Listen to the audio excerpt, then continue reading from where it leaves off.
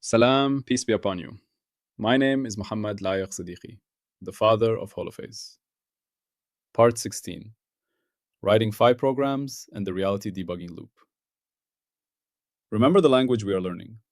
There is one field, Phi, the holophase, one continuous cyclic movement from which all of reality unfolds. When Phi begins to change, its first derivatives appear, and with them, the three dimensions show themselves at once. Time as omega, space as k, and motion as v, built from both. Every higher derivative is a finer question about how phi changes, and each one casts three shadows together: a time shadow, a space shadow, and a motion shadow. These echoes mix and weave into one another, forming the patterns we call fields, particles, bodies, thoughts, and worlds. In this picture, everything that exists is a living tapestry of phi, endlessly echoing through its derivatives and their dimensional shadows. Today, we listen to just one of those echoes. We are deep in book 10.3, Phi Programming. In the last part, we designed the language, the syntax of intention. We stood at the control console and wrote our first pristine program. Now, we face the universal truth of creation. The first draft is always wrong. The beautiful wave you coded might be too faint. The grid of defects might drift apart. The stable pattern might decay into chaos. This is not failure. This is the universe speaking back. Today, we learn the sacred discipline of listening to that feedback. We learn the reality debugging loop. We enter the diagnostic chamber. Here, the console is surrounded by holographic displays showing not just the intended outcome, but the delta, the difference between dream and reality. Your new skill is that of the debugger. You are learning to interpret the whispers of incoherence and to iteratively rewrite your intentions until they resonate with truth. Scene: the diagnostic chamber. The air hums with a low-frequency diagnostic pulse. Before you, the main display shows two phi fields side by side. On the left, the target pattern, a perfect stationary vortex in a flowing stream, a jewel of coherent topology. On the right, the actual output from your last program run. The vortex is there, but it's wobbling erratically, like a tired top drifting downstream. Between them, a third visualization glows, the error field, a map of shimmering red and blue showing where the phases disagree. It pulses with a rhythm of its own, a telltale sign. Your console now has new tools: spectral analyzers, constraint residual plotters, topological charge tracers. This is not a place of shame, but of focused discovery. Every error is a clue. Every wobble is a sentence in the universe's critique of your grammar. Our puzzle. Your program failed to meet its spec. How do you systematically diagnose why, and how do you fix it without making things worse? This is the core engineering discipline of Phi programming. The language role, the debugging skill. This part teaches a control skill. Specifically, it is the skill of iterative convergence towards coherence through measured feedback. It is the practical application of the coherence selection principle to the act of creation. Our core question about Phi is, given a discrepancy between intended and actual Phi structure, how do we diagnose the source of incoherence, which derivative, which constraint, which parameter is off, and apply a minimal corrective change to the program? We are moving from writing monologues to engaging in dialogue. The anchor image, the surgical theater. We will use the anchor image of a surgical theater. You are the surgeon, the patient is the Phi field, or the program that manipulates it. The disease is incoherence, the mismatch between intent and outcome. Your tools are diagnostic scans, measurements, and precise interventions, code edits. The goal is not just to cut, but to heal, to restore coherence with minimal scarring. The ethic is first, do no harm, which here means have a rollback plan. The coherence selection principle in debugging. Debugging is coherence management in its purest form. Constructive resonance, alignment in debugging means each iterative fix brings the actual output closer to the target. The error metric decreases. The system moves towards harmony. Destructive resonance, dissonance, means a fix makes the error worse or introduces new, unpredictable instabilities. The system fights your intervention. Therefore, our surgical mantra: if coherence breaks, we stop. If coherence returns, we continue. We do not keep applying aggressive fixes if the patient's vital signs, coherence metrics, are crashing. We stop, revert to a stable state, and re-diagnose. The core mechanism, the iterative reality debugging loop. This is the heartbeat of responsible engineering. It is a closed loop with 8 beats. 1. Write. You compose a phi program with an intention. 2. Simulate. Twin. You run it in the digital twin. This is your first safe test. 3. Comer. You measure the difference between the twin's output and your target. This generates your error metric. For example, mean squared phi difference, defect position error. 4. Diagnose. You use tools to analyze the structure of the error. Is it smooth? Does it oscillate? Where is it largest? 5. Fix. You hypothesize the cause and edit the program. Change a parameter, add a constraint, reorder operations. 6. Only after the twin shows improvement, you cautiously run the revised program in the physical foundry, or a higher fidelity simulator. 7. Measure. You take HLS calibrated measurements of the actual physical phi field. 8. Comparison, again. You compare the physical result to the target. The loop closes. Then you repeat. Write, revised, simulate, compare, diagnose, fix, actuate, measure. The goal is to make this loop converge. With each iteration, the error should shrink. Diagnostic tools, listening to the error field. The error field is not noise, it is a signal. Its structure points to the broken clause. Constraint residual analysis. Your program applies constraints. Apply con wave equation. After a run, you can compute how well the actual phi field actually satisfied that constraint at every point. The residual is the mismatch. A large systematic residual in a region tells you the constraint was violated there, perhaps because another conflicting constraint was active, or because a boundary condition was wrong. Spectral analysis for resonances. You transform the error field in time and space. Do you see a dominant frequency? A specific spatial wavelength? This is a resonance. The system has a natural mode that your program is exciting unintentionally. Your fix must either damp that resonance or work with it. Topological charge verification. You commanded one vortex of charge plus 1. Does the measured field actually contain a topological defect with that charge? Use the loop integral method, the total phase change around the full circle divided by one full turn. If the answer isn't an integer or isn't plus 1, you have a fundamental error. Perhaps the defect annihilated with another, or your inject defect primitive was placed in a region where the phase couldn't support it. The coherence budget, the error tolerance. Before we begin debugging, we set our coherence budget. 1. Error metric budget. What level of error is acceptable? For holding a vortex stationary, perhaps we require its position error to be less than 1% of the system size. For a wave pattern, perhaps the phase error must be less than 0.1 radians RMS. This is our pass-fail threshold. 2. Iteration budget. How many loops are we willing to run? Debugging can be infinite if the goal is impossible. We set a limit.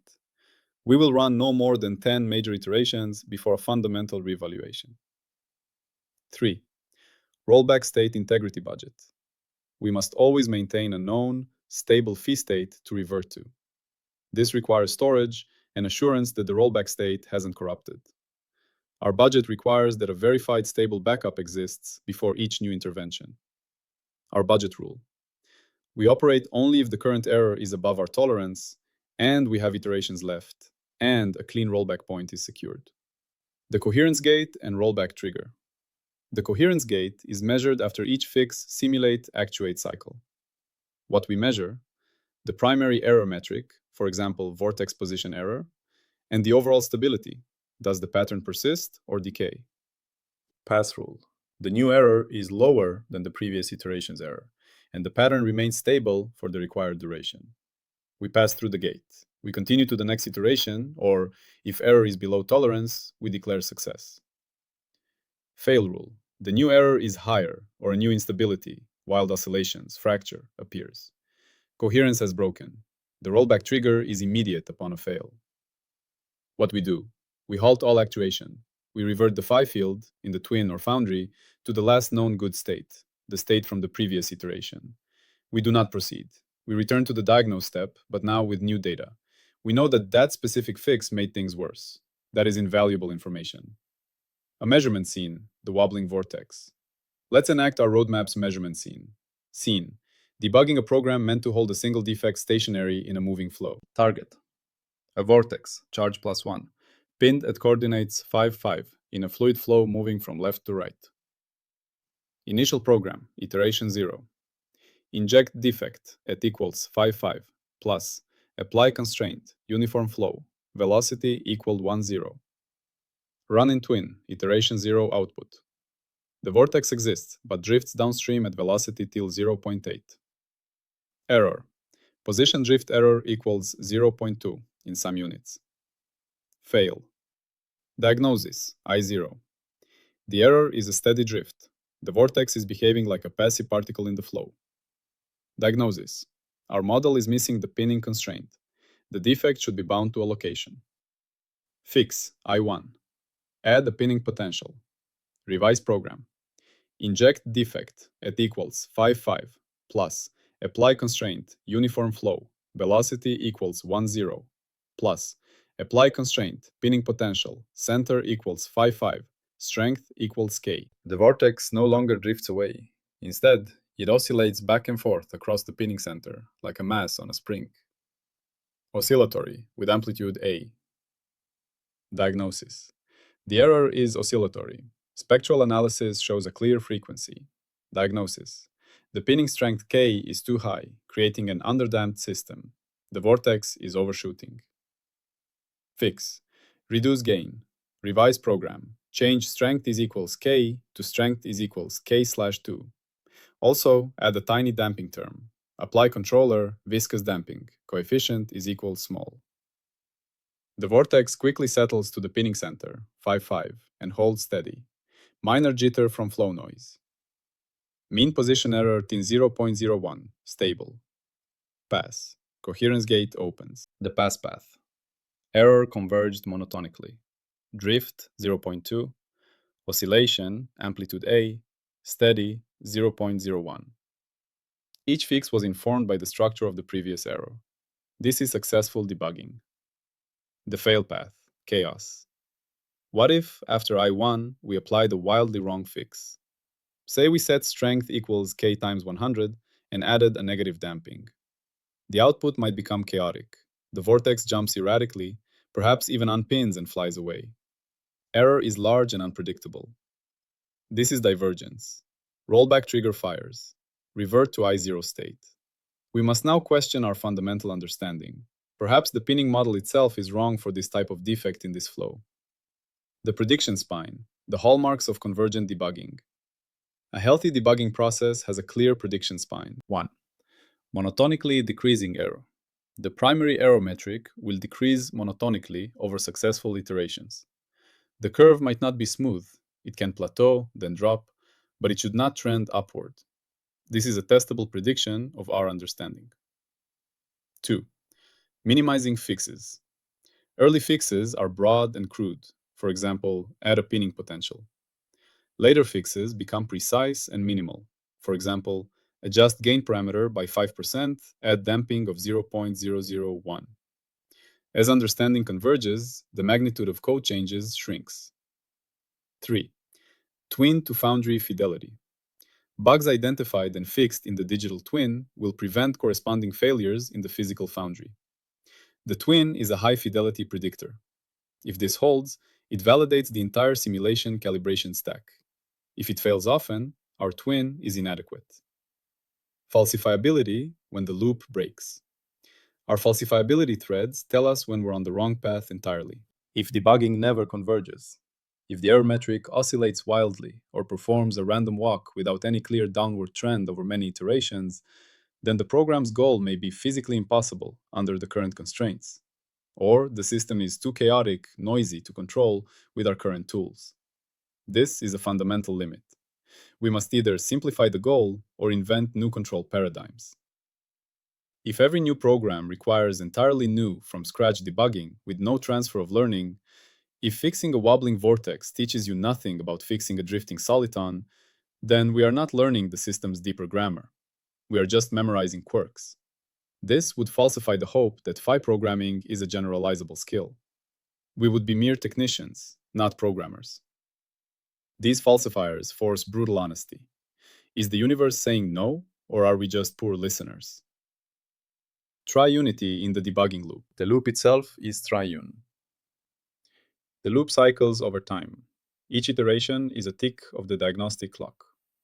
The convergence, or divergence, is a temporal pattern.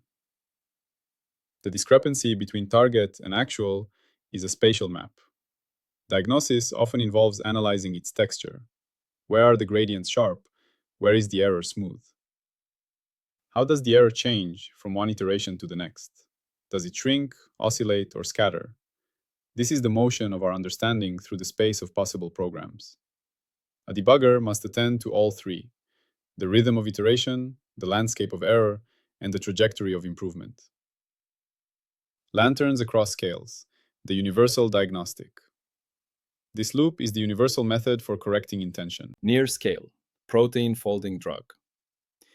You design a drug molecule, a small Phi program, to bind to a protein pocket. You simulate, twin, its docking. The error? It binds weakly or in the wrong orientation. Diagnosis. Residual analysis shows electrostatic mismatch. Fix. Tweak the molecular program, change a functional group, resimulate. Iterate until binding affinity is high and specific. This is computational drug design. Middle scale, city traffic algorithm. You deploy a new traffic light timing program, a Phi program for vehicle flow. You measure actual traffic, HLS for congestion Phi. The error? Congestion increases on side streets. Diagnosis. Spectral analysis shows a resonant frequency. Lights are synced to create green waves that also sync pileups. Fix. Adjust the program to desynchronize slightly, breaking the resonant buildup. This is urban system debugging. In your planetary twin, you run a program to simulate injecting aerosols to cool the planet.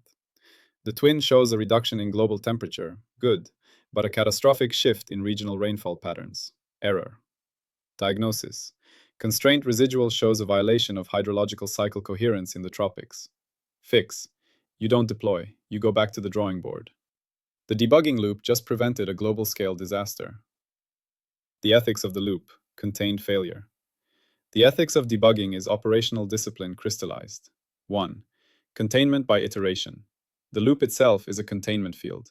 Failure is expected, but it is contained within an iteration. The rollback point is a firewall preventing error propagation. 2.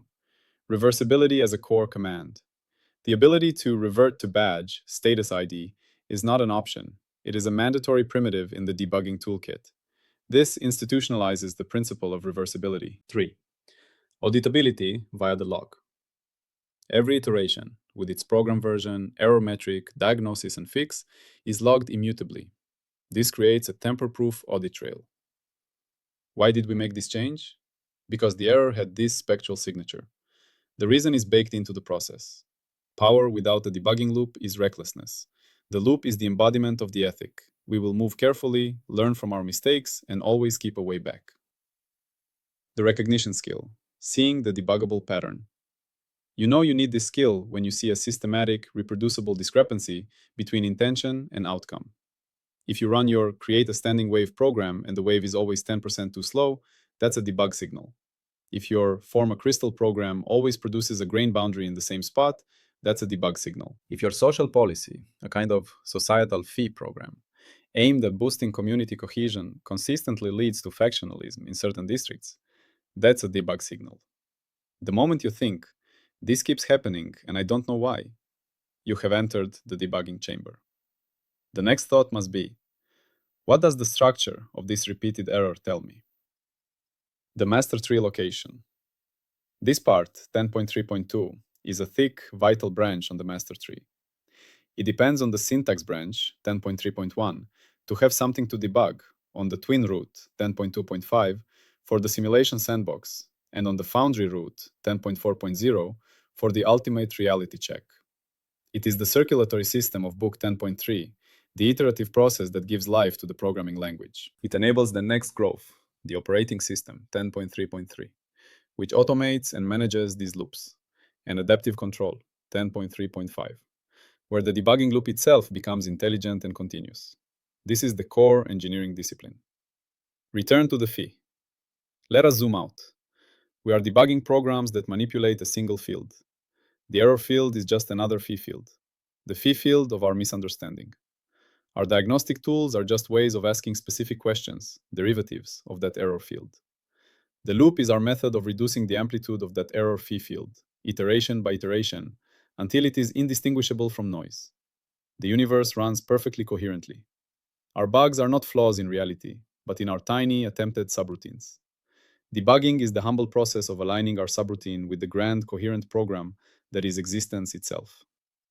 Zenodo and the equations of the loop. If you want to see the full mathematical derivations and exact equations behind this idea, you can search for Holophase on Zenodo.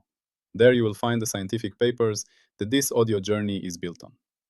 The papers formalize the convergence theorems for the debugging loop. Under what conditions on the phi dynamics does iteration guarantee convergence? The information theoretic optimality of different diagnostic strategies, and the rigorous methods for computing constraint residuals and stability spectra. They provide the mathematical proof that this loop, when followed with discipline, is the most efficient path from error to truth. So, picture yourself back in the diagnostic chamber. The displays have changed. The wobbling vortex on the right has steadied. The error field, once a pulsating red bloom, has faded to a faint blue whisper, almost uniform noise. The console reads, Iteration 3, position error, 0.008, stability, 99.7%, verdict, coherent. You take a breath. The surgical procedure is complete. The patient, your intention, is stable and healthy.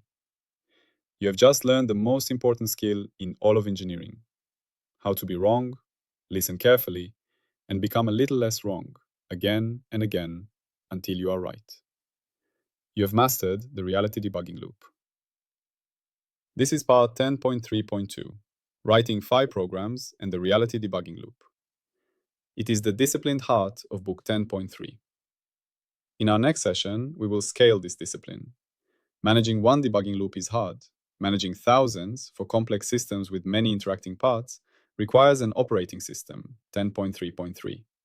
We will learn to build the scheduler, the resource manager, and the safety supervisor that turns this sacred loop into a robust, scalable platform for all creation. We will learn to orchestrate coherence. Remember, one field, phi, with its infinite echoes. We are no longer shouting commands into the void. We are listening, adjusting, and learning to speak in harmony. Our conversation is becoming a collaboration. Salam and peace be upon you.